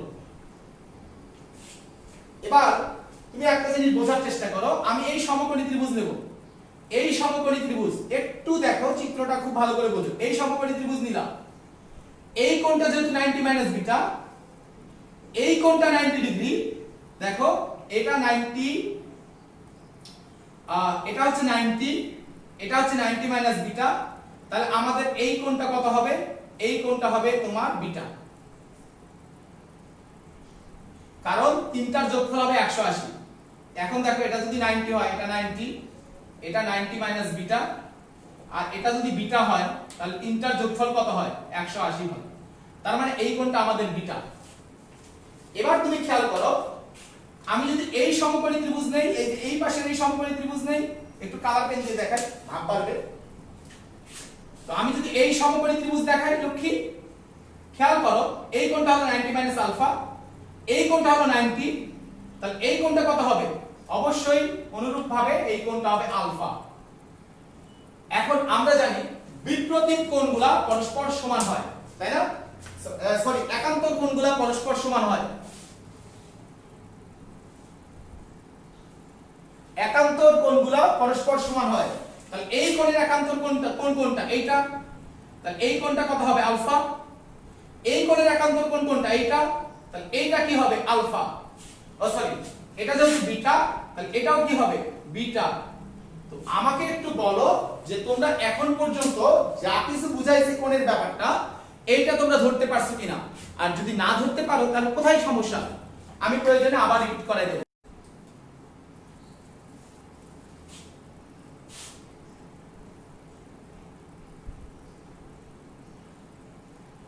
তো আমাদের সাথে অনেকেই আছে, আমার অনেক ছোট ভাই ছোট বোন আছে এখানে, আমার একদম প্রাণপ্রিয়। সবাই বলছে খেলা হচ্ছে, এছাড়াও জয় বলছে জোস, হ্যাঁ খেলা হবে। ফারহান আছে আমাদের সাথে, ওকে আমি অনেক পছন্দ করি এবং ও অনেক চেষ্টা করে তোমাদের জন্য ভালো ফিজিক্স পড়ায়। তোমরা ফারহানের ক্লাসগুলো করবে রেগুলার। আমাদের সাথে আল মামুন আছে, ভাই পুরাই ম্যাজিক। জুবাইর মাহমুদ বলছে খেলা হবে, আমাদের কাজই হচ্ছে খেলা করা। তাহমিদ রাফিদ আমাদের সাথে আছে বরাবরের মতো, খালিদ শাহরিয়ার আছে, প্রসেনজিৎ দাস আছে, এরা সবাই আমার অনেক close. I love you all. এবং আমাদের সাথে গ্রেট। আমরা কি জানি? তিনটা কোণের সমষ্টি হচ্ছে 180 ডিগ্রি। তুমি খেয়াল করো, আমি যদি এই ত্রিভুজটা নেই, আমি লাল কালিতে দেখাবো, এই ত্রিভুজটা যদি নেই, এই পাশের ত্রিভুজটা যদি নেই, এই পাশের ত্রিভুজ, তাহলে তুমি দেখো ঘটনা কি ঘটে। এই জায়গায় এই কোণটা কত? আমি আগে এই ত্রিভুজটা নেব, ছোট ত্রিভুজ। দেখো অনেকে বলছে যে 90 - বিটা 90 - আলফা কিভাবে হবে? ভাইয়া এই কোণ তো কত ডিগ্রি ছিল? এটা তো লম্ব ছিল। তাহলে এটা যেহেতু 90 ডিগ্রি, তাহলে এই পাশেরটা কত ডিগ্রি? 90 ডিগ্রি। তাহলে এইটা 90, এইটা বিটা, তাহলে এইটা কত হবে? 90 - বিটা, তাই না? ধরো এটা যদি 90 হয়, তাহলে এই কোণ আর এই কোণের সমষ্টি কত হবে? 90। তাহলে এই কোণটা কত? বিটা, তাহলে এটা কত হবে? 90 - বিটা। অনুরূপভাবে খেয়াল করো, আমি যদি এই পাশে ত্রিভুজটা নিতাম, এই পাশে ত্রিভুজটা নিতাম, এই কোণটা কত ডিগ্রি? 90 ডিগ্রি। কেন? কারণ এই কোণটা 90 ডিগ্রি। এখন এটা 90 ডিগ্রি যদি হয়, তাহলে এটা আর এটা 90 ডিগ্রি হবে। এখন এই পাশের এই অংশটুকু যেহেতু আলফা, তাহলে এই কোণটা কত হবে? 90 - আলফা। এখন তুমি একটা জিনিস চিন্তা করো, যে যদি আমি একটা সমকোণ পাই, একটা আলফা হলে বাকিটা হবে 90 - আলফা। এটা হলো লজিক। তাহলে এবার আমি এই সমকোণী ত্রিভুজটা নেব, এই সমকোণী ত্রিভুজ নেব, এইটা নেব। তাহলে একটা কি পাইছে? এই সমকোণী ত্রিভুজের একটা 90 - আলফা, তাহলে আরেকটা কি হবে? আলফা। এই পাশের সমকোণী ত্রিভুজের এই পাশেরটা একটা বিটা, তাহলে আরেকটা কি হবে, সরি একটা 90 মাইনাস বিটা, তাহলে এটা কি হবে বিটা। তাহলে আমি পাইলাম এটা হচ্ছে বিটা, এটা হলো আলফা। তাহলে এটা বিটা হলে এই পাশের কোণটা বিটা, এটা আলফা হলে এই পাশের কোণটা আলফা। এখন ক্লিয়ার কিনা ভাইয়া? এই জায়গায় সব লম্বাংশ উপপাদ্য, লামির উপপাদ্য, তমক সূত্র সবগুলাকে ফেলে দেওয়া হবে, আজকে খেলা হবে, এগুলোর দরকার নাই। লজিক শেখো, লজিক শিখলে অঙ্ক নাই। খেয়াল করো, দেখো ভাইয়া, তাহলে আমাদের লজিকটা কি? যে কোনো একটা বল নাও, তাহলে একটা প্রতিক্রিয়া বল হলো R2 ডিভাইডেড বাই বাকি দুটার মধ্যবর্তী কোণ, তার মানে এইটা আর এইটার মধ্যবর্তী কোণ। তাহলে এইটা আর এইটার মধ্যবর্তী কোণ কত? Alpha, sine alpha. এগুলাই তোমরা আগে যে কত বড় করে করছো চিন্তা করতে থাকো, কত কত সূত্র ব্যবহার করছো। ডিভাইডেড বাই অন্য আরেকটা বল, কোনটা জানা বল দেব। এখানে আমি কোন বলটা জানি? ওজনটা জানি, ডব্লিউটা জানি, তাহলে আমি জানা বল দেব। তাহলে জানা বল ডিভাইডেড বাই সাইন বাকি দুটার মধ্যবর্তী কোণ। তাহলে বাকি দুটার কোণটা কোনটা? R1 আর R2। তাহলে R1 আর R2 এর মধ্যবর্তী কোণ কত? Alpha plus beta, alpha plus beta. তো এখন তাহলে আমরা কিন্তু R2 এর মান বের করতে পারবো, W divided by sin alpha plus beta into sin alpha. তোমার হয়তো এটাই প্রমাণ করতে বলবে, অথবা তোমার এখানে আলফা আর বিটার মান দেয়া থাকবে, ওজনের মান দেয়া থাকবে, সেই ক্ষেত্রে প্রতিক্রিয়া বল বের করবা, আর তখন শুধুমাত্র তুমি মান বসাই দিবা। Just simple. একটু বলো কোপানো হয়ে গেছে কিনা?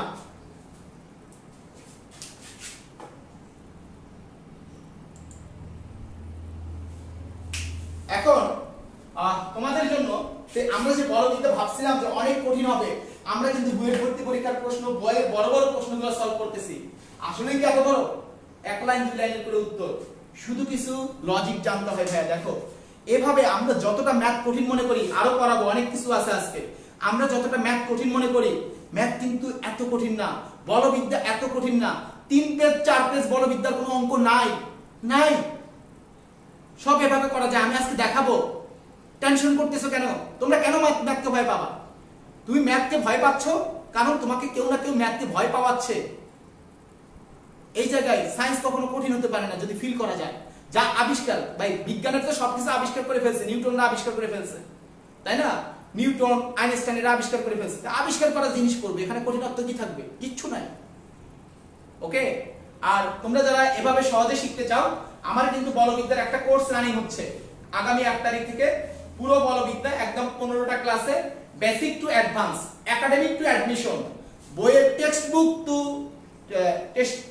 টু টেস্ট পেপার, ঠিক আছে, গাইড বই তো অ্যাডমিশন টেস্টের গাইড, এ টু জেড বলবিদ্যার সবকিছু কপি করে দেওয়া হবে, সব সলভ করে দেওয়া হবে। এই ফুল কোর্স 1 মাসের মধ্যে শেষ করে দেওয়া হবে 15টা ক্লাসে। তোমরা যদি কেউ চাও সেই ক্লাসগুলোতে জয়েন করতে পারো, এবং 15টা ক্লাসের সাথে 15টা পরীক্ষা হবে। তো কোর্স ফি হচ্ছে 750 টাকা, মাত্র 750 টাকা। তোমরা বলবিদ্যার এ টু জেড কমপ্লিট করতে পারবা। তো আমরা অনেক পরীক্ষার্থী আছি, দেখা গেছে যে হচ্ছে 2 বছর ঠিকই পড়ছি কিন্তু বলবিদ্যার অঙ্ক করি নাই, এরকম অনেকে আছি। ভর্তি পরীক্ষা কিন্তু এটা লাগবে। আবার যারা সেকেন্ড ইয়ার আছি অথবা যারা ফার্স্ট ইয়ার আছি, কেউ যদি বলবিদ্যার জিনিসগুলো এরকম সহজে শিখতে চাও, তাহলে তোমরা কোর্সটাতে জয়েন করতে পারো, নাম্বার 1। আর যারা এইচএসসি 20 ব্যাচ আছো, তাদের জন্য কিন্তু আমার ইঞ্জিনিয়ারিং ব্যাচ রানিং চলতেছে, ইঞ্জিনিয়ারিং ব্যাচ চলতেছে, ফিজিক্স ব্যাচও রানিং, ম্যাথ ব্যাচও রানিং। তো যারা ইঞ্জিনিয়ারিং এর জন্য কোর্স করতে চাও, ফিজিক্স বা ম্যাথ বা ইঞ্জিনিয়ারিং এর জন্য কোর্স করতে চাও, তারাও যোগাযোগ করতে পারো। আর যারা ফার্স্ট ইয়ার আছো, সেকেন্ড ইয়ার আছো, তোমাদের কিন্তু একাডেমিক ব্যাচ চলতেছে, physics first paper, math first paper, physics second paper, math second paper. তো তোমরা যদি কেউ মনে করো যে আমি সবকিছু সহজে শিখতে চাই, তোমরা জয়েন করতে পারো সেই ব্যাচগুলোতে। কোনো প্রশ্ন থাকলে করতে থাকো কমেন্টে, আমি দেখবো এবং অবশ্যই উত্তর দেব ইনশাআল্লাহ। এবং আমরা ম্যাথমেটিক্সটা ফিল করে শিখবো এবং অনেক সহজে শিখবো ইনশাআল্লাহ। এবার খেলা হবে, রেডি?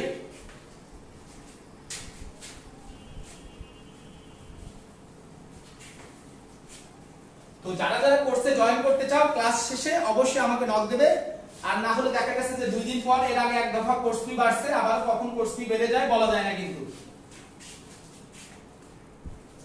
আমরা আরেকটা জিনিস খেলি, সেটা হচ্ছে এতক্ষণ আমি যতগুলো অঙ্ক করতেছিলাম সেই জায়গায় সব জায়গায় লব্ধির মান ছিল।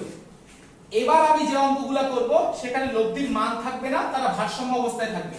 লেখো, ভারসাম্য অবস্থায় থাকলে লব্ধির মান শূন্য। সবাই কমেন্টে লেখো, ভারসাম্য অবস্থায় থাকলে লব্ধির মান শূন্য।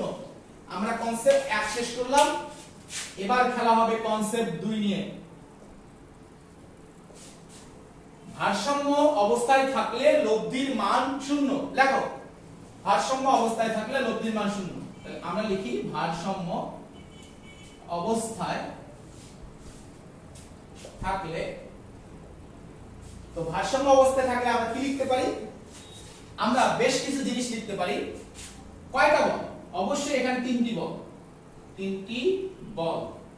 ভারসাম্য অবস্থায় থাকলে 1 নম্বর লজিক, 3টা বলের লব্ধি শূন্য, তার মানে p + q + r equal to হলো 0।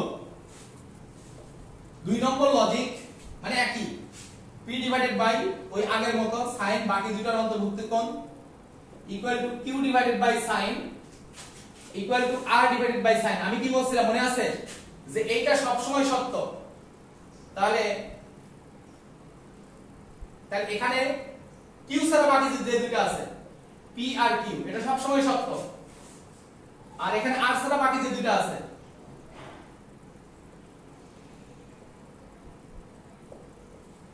এবং আমরা যে জিনিসটা লিখতে পারবো, তারা ত্রিভুজের একই বাহুগুলো দ্বারা একই ক্রমে নির্দেশিত।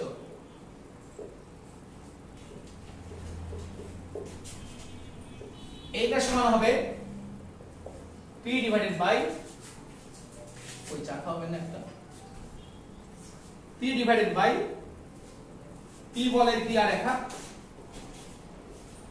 সমান q ডিভাইডেড বাই q বলের ক্রিয়া রেখা equal to r divided by r বলের ক্রিয়া রেখা। এই যে দুইটা কনসেপ্ট, আগের একটা কনসেপ্ট আর এখনকার একটা কনসেপ্ট। আগের অঙ্ক যেখানে লব্ধির মান ছিল, আর এবারের কনসেপ্ট যেখানে লব্ধির মান শূন্য, তার মানে তারা ভারসাম্য অবস্থায় আছে। ওকে, এটা খেলে দেব, তোমার বইয়ের দেখবা 50% অঙ্ক নাই হয়ে যাবে এই সিম্পল কনসেপ্ট দিয়ে। তো আমরা এক এক করে বোঝার চেষ্টা করি।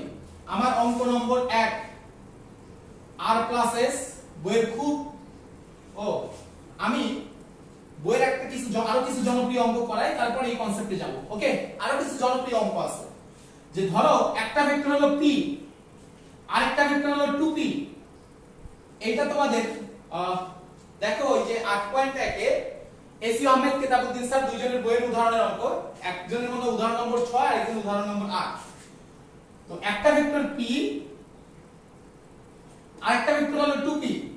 তো তোমাকে বলছে এদের লব্ধি কোনটা হবে? তাহলে এই জায়গায় আমাকে একটা সামান্তরিক আঁকতে হবে। তাহলে সামান্তরিক আঁকলে এটা হবে আমাদের হলো লব্ধি। তো আমার প্রশ্ন হলো, মানে প্রশ্ন যে জিনিসটা বলছে যে প্রথম ভেক্টরকে দ্বিগুণ করা হলো, প্রথম ভেক্টরকে দ্বিগুণ করা হলো, তার মানে এখানে p আছে, এটা হয়ে যাবে 2p। আর দ্বিতীয় ভেক্টরকে 16 একক বৃদ্ধি করা হলো, তাহলে এটা 2p আছে, তাহলে এটা হয়ে যাবে 2p + 16। তাহলে এখন এখান থেকে এই পর্যন্ত এটা 16 একক বৃদ্ধি করছি, তার মানে পুরোটা হয়ে গেছে 2p + 16। তো এটা করাতে যে জিনিসটা হইছে, বলছে লব্ধির দিকের কোনো পরিবর্তন হয় না। তার মানে লব্ধি আগেও ছিল এই দিকে, এখনো থাকবে এই দিকে। তাহলে এটা নিয়ে আমরা একটা সামান্তরিক যদি আঁকতে পারি, আল্লাহ এত ভালো হয়ে গেছে। তাহলে খেয়াল করো, তাহলে এই জিনিসটা এটা হবে আমাদের নতুন লব্ধি, এটা হবে আমাদের r নিউ। তো আমি প্রশ্নটা আবার বলি, যে শুরুতে আমার একটা ভেক্টরের মান ছিল p, পরে প্রথম ভেক্টরকে আমি দ্বিগুণ করছি, আর এই ভেক্টরটা ছিল 2p, এবং এই ভেক্টরকে আমি কি করছি, কত একক বাড়াইছি, 16 একক বাড়াইছি। ফলে নতুন লব্ধির মান কত হবে, ভেক্টরের মান কত হয়েছে 2p + 16। এর ফলে কি ঘটনা ঘটছে, লব্ধির মানে দিক অপরিবর্তিত আছে। হ্যাঁ, তোমাকে বের করতে বলছে যে p এর মান কত, p এর মান কত। আমরা প্রথমে একটু টেকনিক দিয়ে বোঝার চেষ্টা করি। টেকনিকটা লেখো, লজিক, এটা টেকনিক না লজিক। দিক অপরিবর্তিত থাকলে, দিক অপরিবর্তিত থাকলে একইভাবে পরিবর্তিত হয়, একইভাবে পরিবর্তিত হয়। দেখো এই সিম্পল কথাটা দিয়ে এই অঙ্কটা কিভাবে আমরা সলভ করি বোঝার চেষ্টা করো। তাহলে খেয়াল করো, এই ভেক্টরটা ছিল p, এখানে যদি দিক অপরিবর্তিত আছে তাহলে একইভাবে পরিবর্তিত হবে। একইভাবে পরিবর্তিত হবে কেমন? p টু p কয় গুণ হইছে? দ্বিগুণ। তাহলে এই 2p ও কয় গুণ হবে? দ্বিগুণ। তাহলে 2p ছিল, এটাও কয় গুণ হবে? 2 গুণ। তাহলে দ্বিগুণ হলে এটা কত হয়ে যাবে? 4p। তাহলে এই ভেক্টরটার মান হবে 4p। কিন্তু প্রশ্ন মতে আমার এই ভেক্টরের মান হচ্ছে 2p + 16। তাহলে আমি লিখব 4p = 2p + 16, তার মানে 2p = 16, তার মানে p এর মান হচ্ছে 8। একটু আমাকে বলো ফেলে দিতে পারছো কিনা, তোমরা বুঝতে পারছো কিনা আমাকে একটু কমেন্ট করে জানাও।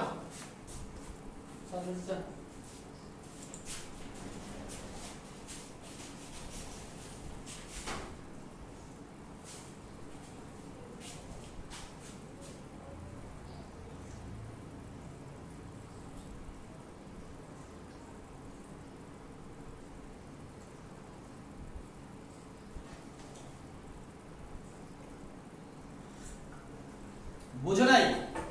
আমি প্রশ্নটা আবার বলতেছি যে আমাদের প্রথম এখানে একটা ভেক্টর ছিল হলো p, আর একটা ভেক্টর হলো 2p।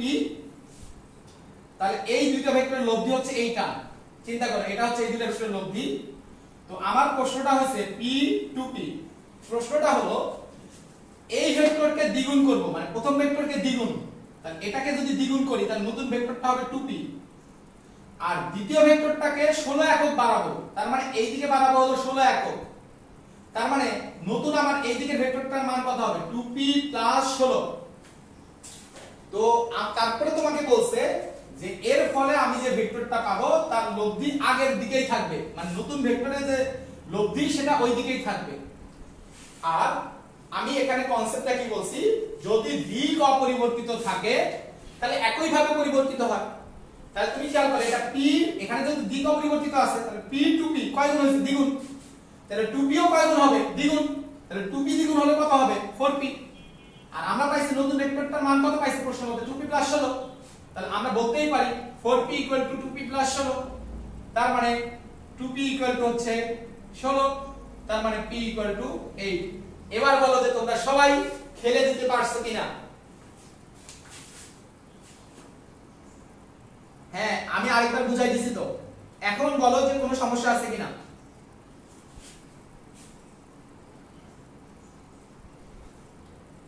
আমি আরেকটা एग्जांपल দিয়ে বুঝাই। তোমাদের বইয়ে যেমন एग्जांपल দেওয়া আছে ওইরকম একটা एग्जांपल দিয়ে দেখো। তোমার বইয়ে যথাসম্ভব বলছে এই ভেক্টরটা হচ্ছে 2p আর এই ভেক্টরটা হচ্ছে p। তো এবার তোমার বইয়ে হয়তো বলছে 2p কে দ্বিগুণ করা হলো, তার মানে এটাকে করব দ্বিগুণ, আর এটাকে আমি বাড়াবো হলো 16 একক বৃদ্ধি। 16 একক বৃদ্ধি, এটা দিয়ে বুঝাই। তাহলে 16 একক বৃদ্ধি করলে এটার মান কত হয়ে যাবে? নতুনটার মান কত হয়ে যাবে? p + 16। তাহলে এইটা যেহেতু দ্বিগুণ হইছে তাহলে p ও কয় গুণ হবে? দ্বিগুণ। তাহলে p দ্বিগুণ হলে কত গুণ হবে? 2p হবে। তাহলে 2p এর মান কত হবে? p + 16। তাহলে p এর মান কত হবে? 2p - p, p সমান হলো 16।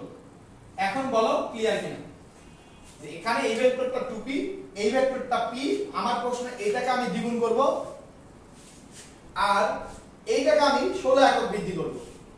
তাহলে এটাকে 16 একক বৃদ্ধি করলে নতুন ভেক্টর হলো p + 16, আর এটাকে দ্বিগুণ করলে যা হয় আমার দরকার নাই। আমার লজিক হচ্ছে একইভাবে পরিবর্তিত হবে। তাহলে এটা যেহেতু দ্বিগুণ হইছে তাহলে এটাও কয় গুণ হবে? দ্বিগুণ। তাহলে দ্বিগুণ হলে আগে ছিল p, তাহলে বর্তমানে কত হবে? 2p। আর 2p হওয়ার পরে আমি মানটা কত পাইছি? নতুন p + 16। তাহলে 2p = p + 16, তাহলে p এর মান কত? 16।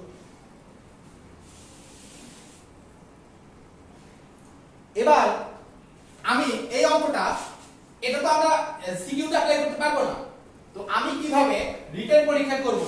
রিটেন পরীক্ষার জন্য লিখে নাও যে কোন দিক অপরিবর্তিত থাকলে সদৃশকোণী ত্রিভুজের ফর্মুলা অ্যাপ্লাই করতে হয়।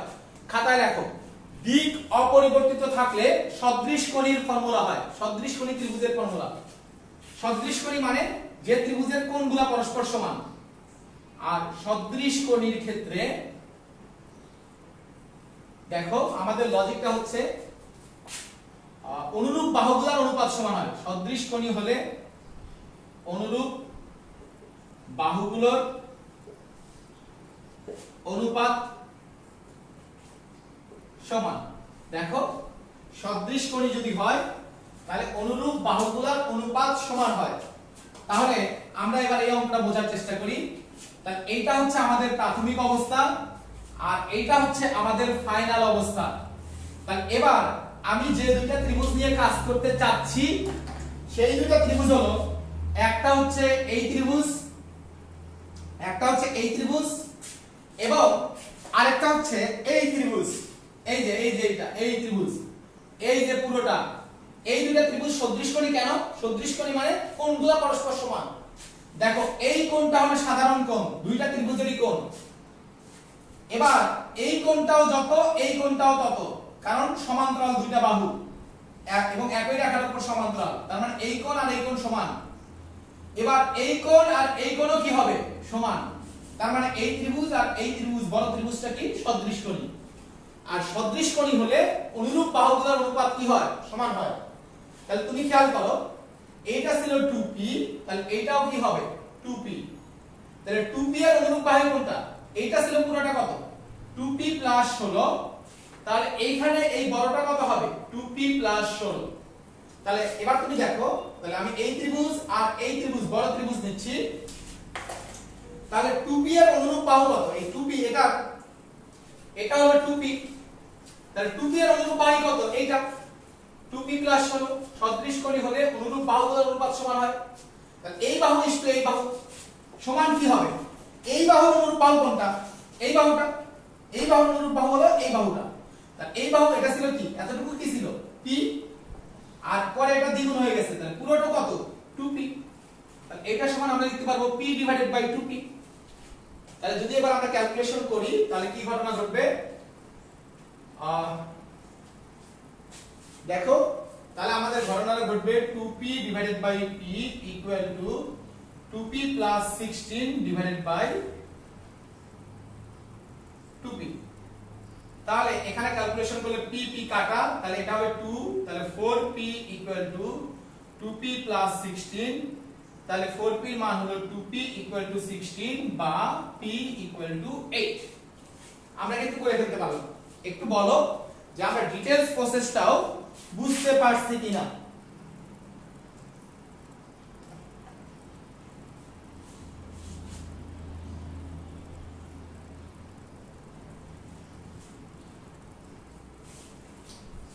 তো তোমরা যদি যারা এখনো ক্লাস শেয়ার করো নাই, তোমরা ক্লাসটা শেয়ার করে দিতে পারো এবং আমাকে বলতে পারো যে ক্লাস কেমন হচ্ছে, তোমরা বুঝতে পারছো কিনা, হ্যাপি কিনা, এটা আমাকে একটু জানাও। যে বলবিদ্যা কি আগের মতোই আছে না বলবিদ্যাকেও ফেলে দেওয়া যায়? আসলে ম্যাথমেটিক্স, আমার কাজ ম্যাথমেটিক্স আবিষ্কার করা না, তারা অনেকেই আবিষ্কার করবে, তারা জিনিসটা আবিষ্কার করে দিয়ে গেছে। আমার কাজ হচ্ছে তোমাকে পড়াটা সহজ করে দেওয়া। আমি তখনই তো পরিতৃপ্ত হই যখন একটা অঙ্ক, মানুষ যখন 10টা অঙ্ক 10টা নিয়মে করে, আমি যখন ওই 10টা নিয়মকে এক নিয়মে নিয়ে আসতে পারি, এটাই আমার কাজ। আমি চাই তোমরা সহজে শেখো, আমি চাই তোমরা ম্যাথ দেখে ভয় না পাও। আমার কাজ হচ্ছে আমি যতটুকু জানি তোমাকে সহজভাবে জানানো, এবং আমি তোমাকে এটা নিশ্চয়তা দিতে পারি, মনে হয় এইটা অন্য কোনো জায়গার চাইতে তুমি এখানে সবচেয়ে ভালো পাবা। রেডি? আমরা এবার আরেকটা অঙ্ক করব, যে r + s r ও r - s মানের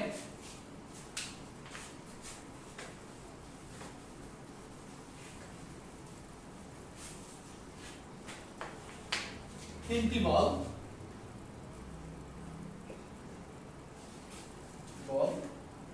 একটি সমবাহু ত্রিভুজের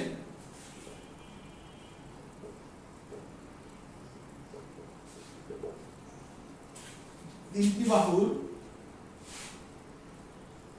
সমান্তরালে একই ক্রমে একই বিন্দুতে ক্রিয়া করলে, ভাই অঙ্ক বলো, সমাধান করো না, টেনশন করো না। হ্যাঁ, একই ক্রমে একই বিন্দুতে ক্রিয়া করলে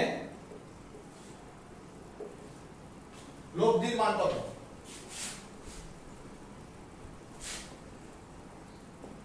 তো একটা ইম্পর্টেন্ট কোশ্চেন, তাহলে আমরা এটা একটু সলভ করার চেষ্টা করব। যে আমি এত কিছু বুঝবো না, আমাকে বলছে একটা সমবাহু ত্রিভুজ, তাহলে আমি প্রথমে একটা সমবাহু ত্রিভুজ আঁকবো। বুঝিও কি আঁকবো?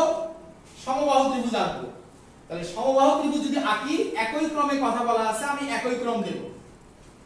এবং এবার তারা কি বলছে, একই বিন্দুতে তিনটা বল ক্রিয়া করবে। আমি ধরলাম এই বিন্দুতে তিনটা বল ক্রিয়া করবে। তো এই বিন্দুতে যে তিনটা বল ক্রিয়া করবে, এইটা হবে এই সমবাহু ত্রিভুজের তিনটা বাহু সমান্তরালে। তাহলে আমি একটা বল এদিকে চিন্তা করি, ধরো এদিকে হলো r + s, আরেকটা বল এই বিন্দুতে ক্রিয়া করবে এই বাহুর সমান্তরালে, তার মানে এই দিকে ক্রিয়া করবে, তাছাড়া তো কোনো ওয়ে নাই। তাহলে এই বলটা হচ্ছে আমাদের r, কারণ প্রথমটা r + s, তারপরটা হচ্ছে r। এবং এই বিন্দুতে যদি ক্রিয়া করতে চাই, তাহলে আরেকটা ভেক্টর এটাকে আমি এদিকে শিফট করে দিলাম, তাহলে এই বাহুর সমান্তরালে হয়ে গেল। তাহলে এটা পরেরটা কত? r - s। তাহলে আমাদের কিন্তু অঙ্ক এখন ক্লিয়ার। খেয়াল করো, এটা যেহেতু সমবাহু ত্রিভুজ, এই কোণ কত ডিগ্রি? 60 ডিগ্রি। তাহলে আমাদের এই কোণটা কত হবে? 120 ডিগ্রি, কারণ দুই কোণের সমষ্টি কত? 180। তাহলে এটা কত? 120। তাহলে অনুরূপভাবে তুমি আরেকটা জিনিস খেয়াল করো, যে এটা আর এটা কি সমান্তরাল, তাই না? এই যে এই বাহু আর এই বাহু কি সমান্তরাল। তাহলে যদি সমান্তরাল হয়, তাহলে তুমি একটা জিনিস চিন্তা করো, আমি যদি এটা সামান্তরিকটা পূর্ণ করি, তাহলে এই জায়গায় এখানে এই কোণটাও কত ডিগ্রি হবে? 60 ডিগ্রি হবে। কেন 60 ডিগ্রি হবে? এটাও সমবাহু ত্রিভুজ, এটাও কিন্তু সমবাহু ত্রিভুজ। এই বাহু সমান্তরাল, এই বাহু সমান্তরাল, তাহলে এই কোণটাও 60। তাহলে তুমি একটা জিনিস চিন্তা করো, r আর প্লাস s এর মধ্যবর্তী কোণ কত ডিগ্রি হবে? 60 ডিগ্রি, 120 ডিগ্রি হবে। তাহলে এইটাও 120, তাহলে এই কোণটাও কত হবে? 120 120 120, তাহলে এইটাও 120। এখন দেখো তো দেখি, যে আমি এই চিত্রটাকে এই পাশে একটু সুন্দর করে আঁকি। আমি তিনটা নিয়ম এটা সলভ করাবো, যে তিনটা নিয়ম আমি আগে করাইছি। এটা হচ্ছে r - s, এটা হচ্ছে r, আর এটা হলো r + s। সমান মানের তিনটা বল, সমান তো সরি এই জায়গায় সমান তিনটা কোণ তৈরি করছে। তাহলে এখানে লব্ধির মান কত হবে? এবং এরা সমান্তরাল ধারা তৈরি করছে। কেন? একটা হচ্ছে r + s, আরেকটা হলো r, তার মানে এটার চাইতে এটা s কম, এটার চাইতে এটা s কম, অথবা এটার চাইতে এটা s বেশি, এটার চাইতে এটা s বেশি। তার মানে সাধারণ অন্তর কত? সাধারণ অন্তর হলো s। আর লব্ধি কত? লব্ধি হচ্ছে √ বল সংখ্যা ইনটু সাধারণ অন্তর। আমরা দেখাইছি যদি সমান্তরাল ধারা তৈরি করে, √ বল কত? √3, আর সাধারণ অন্তর কত? s, তাহলে লব্ধির মান হবে √3s। এটা হচ্ছে প্রসেস নম্বর 1। একটু আমাকে বলো যে তোমরা বুঝতে পারছো কিনা। এটা হচ্ছে আমাদের প্রসেস 1। আরেকটা প্রসেস কি? সবচাইতে যেটা ছোট ওইটা বাদ দিয়ে দেয়া। সবচাইতে ছোট কোনটা? প্রসেস 2 যদি বলি, r - s বাদ দিয়ে দেব। তাহলে r - s বাদ দিয়ে দিলে এখানে থাকবে শুধুমাত্র s, আর এখানে থাকবে 2s। চিন্তা করো, কারণ এটা 0, এটার চেয়ে এটা ছিল s বেশি, তার মানে s, এটার চেয়ে এটা আরো s বেশি, তার মানে হলো 2s। মধ্যবর্তী কোণ কত? 120। তাহলে লব্ধির মান কত হবে? √s² + 2s² + 2 * s * 2s cos 120। তাহলে ক্যালকুলেশন করলে এটাও আসবে √3s। তুই যেভাবে করো, আমি আরো একটা প্রসেস দেখিয়েছিলাম, আশা করি তোমরা ওই প্রসেসেও অঙ্ক করতে পারবে। তো আমি বলছিলাম স্থিতিবিদ্যার টোটাল 3টা কনসেপ্ট আছে, আমি আরেকটা কনসেপ্ট লিখছি কিন্তু অঙ্ক করাই নাই। আর এই একটা কনসেপ্টের আমি মোটামুটি পুরোটাই বুঝাই দিছি। আর মাত্র জাস্ট 2টা কনসেপ্ট শিখলে তোমার স্থিতিবিদ্যায় তোমাকে কেউ আটকাইতে পারবে না।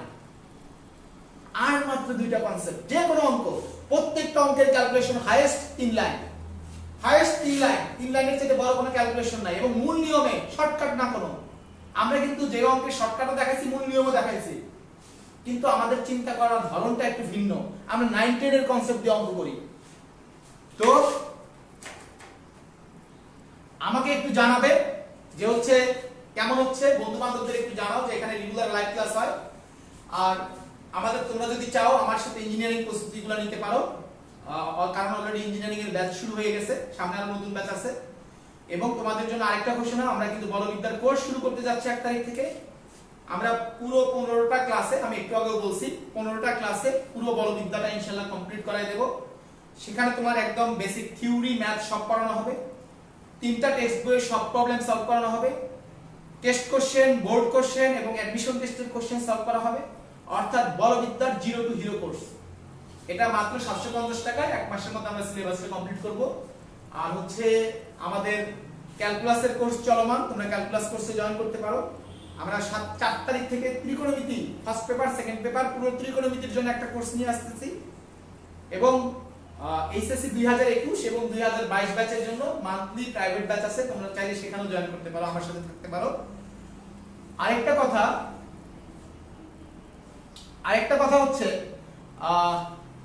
এই জায়গায় যদি জয়েন করতে অনেকেই দেখা যাচ্ছে চিন্তা করতেছে যে ভাই জয়েন করব কিন্তু কিছুদিন লেট হবে, তো আমাদের আগে এক দফা ফি বেড়ে গেছে, তুমি কিন্তু আবার ফি বাড়ার মধ্যে করে দিতে পারো।